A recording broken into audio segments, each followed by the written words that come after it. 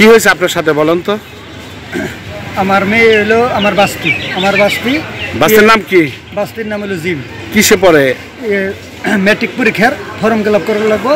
আমি এই form fill up করার জন্য আসলাম। ইতিমধ্যে আমার শালার হইলো বেরিং স্টক করছিল। এই ফর্ম ফিল আপটা আর 2-4 দিন আগে করার কথা ছিল, কিন্তু ওই বেরিং স্টক করার কারণে আসতে পারে না। ইতিমধ্যে আমি আসলে পরে বললাম যে স্যার আমার এই মেয়ের ফর্ম ফিল আপটা করতে হবে।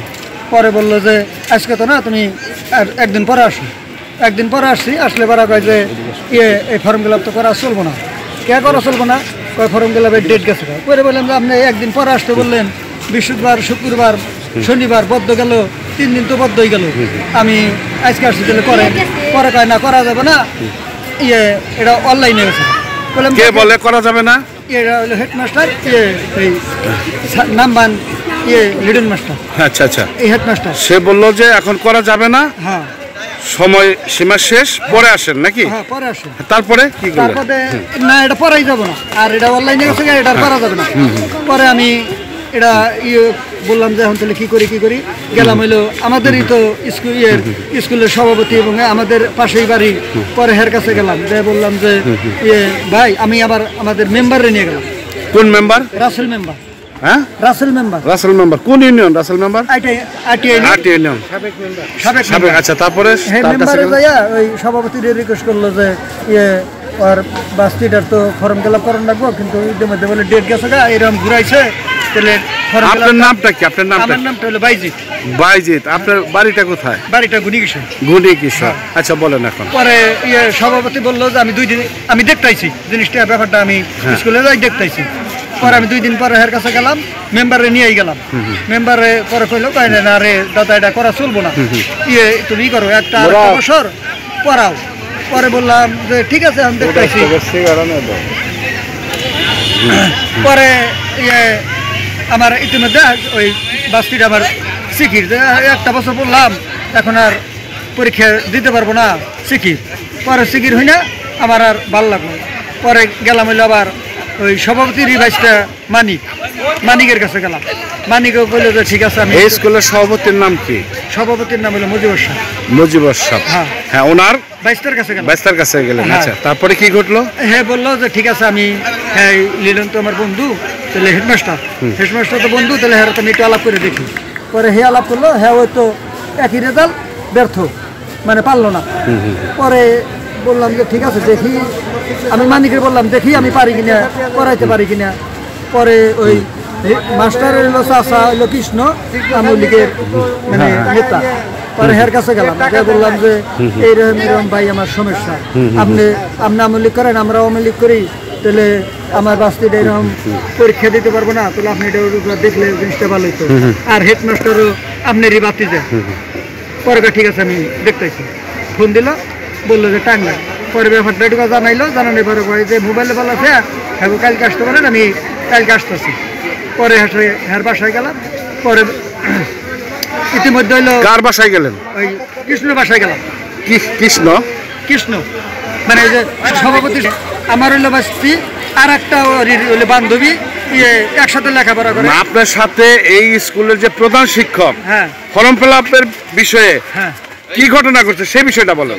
সেই বিষয়টা তো ব্যর্থ বললো, আগে বলে গেছে হে পারবো না, অনলাইনে গেছে, গাইড আর পারবো না। পরে আমি গেলাম হলো কৃষ্ণের কাছে। কৃষ্ণ হ্যারে ফোন, আওয়ামী লীগের সেক্রেটারি, মানে আওয়ামী লীগের সেক্রেটারি আছে। পরে হের কাছে গেলে পারা হে ফোন দিয়ে আনলে পারা বললো যে ছাত্রী তো দুইটা মানে আবার কেমনে, মানে ওই যে ওর বান্ধবী, জিমের বান্ধবী। পরে হেসে বললো যে জিমের বান্ধবী বললো যে তুই যদি পরীক্ষা দিয়ে হারো, তাহলে আমিও জানি পরীক্ষা দিয়ে হারি, তাহলে একটা ব্যবস্থা করলে দৌড়া নিয়ে জানি করে।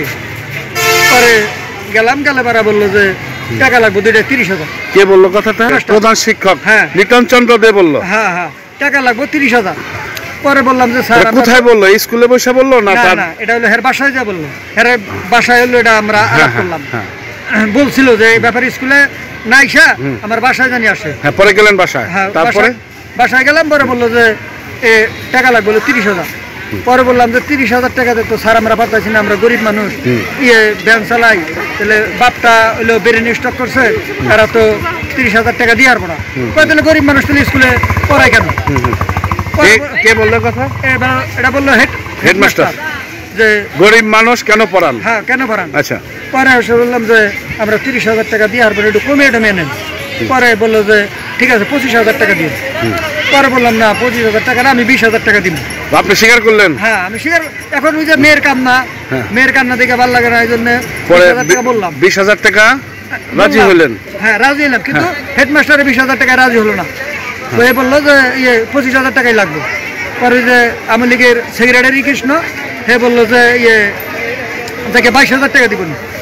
পরে 22,000 টাকা রাজি না, কৃষ্ণ বললো যে যাকে 2,000 টাকা আমি দিয়ে দিমনি, তুমি 22,000 টাকায় করে দিও। পরে এসে ওইটার কারণে পরে আমরা 20,000 টাকা দিয়ে দিলাম। কার কাছে দিলেন? এই টাকাটা নগদ দিলাম হলো হেডমাস্টারের কাছে। এই এম.এ. করিম উচ্চ বিদ্যালয়ের প্রধান শিক্ষকের নিকট 20,000 টাকা আপনি দিয়ে দিলেন? 20,000 টাকা দিয়ে দিলাম। তারপরে পরীক্ষার দেওয়ার সুযোগ করে দিল? জান মাত্র 20,000 টাকা হাতে দিলাম। হে বললো যে কালকে থেকে জানি ও কোচিং আসে, এটা বলে দিল টাকা পাওয়ার পরে? হ্যাঁ, টাকা পাওয়ার পরে বলে দিল যে কালকে থেকে জানি কোচিং আসে। কাজ করছে। এখন এই হেডমাস্টারের বিষয়ে কি চাচ্ছেন? চাইতেছি আমরা এই দুর্নীতির বিচার চাচ্ছেন নাকি? দুর্নীতির বিচার চাচ্ছি। আমার ছেলে পরে উপবৃত্তি পায়, মানে 6 দিকে পাই আইছে, এখন উপবৃত্তি পায় না, উপবৃত্তি আরো বেতন দেওয়া লাগে। ধন্যবাদ। আপনি কেন আসছেন আজকে স্কুলে? আমি আসছিল আমার মেয়ে দুটো প্রতিবন্ধী স্কুলে পড়ে। মেয়ে পড়ে? মেয়ে পড়ে। হ্যাঁ। কোন ক্লাসে পড়ে? ক্লাস 7 এ পড়ে। দুইটাই? দুইটাই। হ্যাঁ, বলেন কি হয়েছে? পাই নাই, আমার প্রতিবন্ধী টাকা স্বীকার করে আমার টাকা দেয় নাই, কে আর দেয় নাই, পড়তে আর হলো টাকা আমার কাছে নিছি। কে স্বীকার করে দেয় নাই? হেডমাস্টার।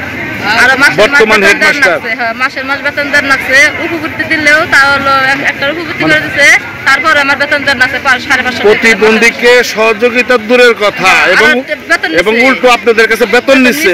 কত করে নিচ্ছে? 550 টাকা দুইজনে। দুইজনে 550 টাকা, 1100 মোট টাকা নিচ্ছে? না, দুইজনে 550। 550 নিচ্ছে। একটা ফ্রি করছিল, একটা ফ্রি ছাড়া, ফ্রি আলাদা নিচ্ছে, ফ্রি ছাড়া নিচ্ছে। 3 মাস নিচ্ছে ফ্রি আলাদা। নেওয়ার পরে প্রতিবন্ধী টাকা বলে আসছে, আমি সেই টাকা পাই নাই। কে তাহলে এই যে হেডমাস্টার সাহেব আপনাদের সাথে অন্যায় করে যাচ্ছে, এটাই? হ্যাঁ, এটাই না? এইরকম যে অন্যায় করছে, খুব কষ্ট করে দিচ্ছেন, এটা আপনার জন্য অনেক জুলুম হয়েছে। কোনো সুযোগ সুবিধা পান নাই এই স্কুল থেকে? এখন কি চাচ্ছেন হেডমাস্টারের বিরুদ্ধে? শাস্তি চাচ্ছেন? তার উপযুক্ত শাস্তিকে এটা চাচ্ছেন আপনি? আপনার নাম? আন্নার জি? আন্নার সূত্রধর।